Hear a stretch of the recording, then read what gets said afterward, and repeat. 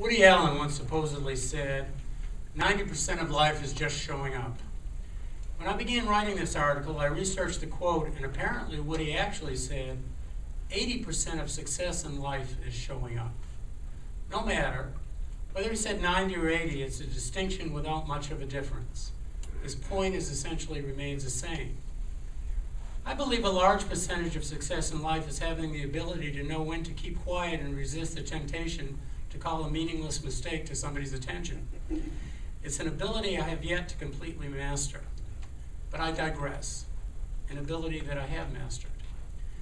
Whether it was 90 or 80, Woody could have been talking about me and how I fared as a runner over the years. I began running after college, inspired by Jim Fixx's complete book of running.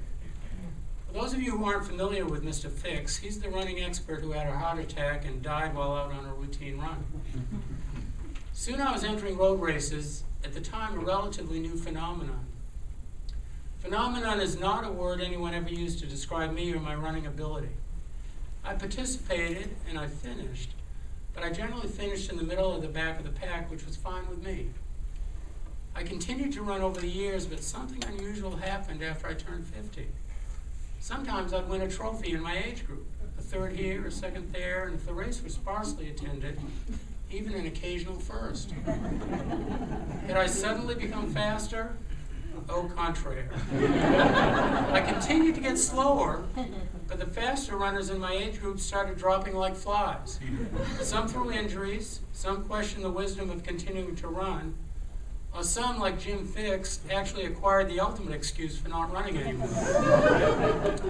Instead of competing against dozens of others in my age group, my competition now numbered in the single digits.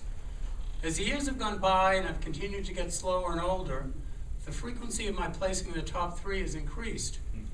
This summer, having advanced to the "I can't believe you're still running, good for you" age group, more commonly known as over 65, I've actually finished first 2 times with at least 1 second and a third. I attribute this to hard work, my tenacious competitiveness, and the fact that there are usually 3 or fewer in my age group. I ran a race earlier this month.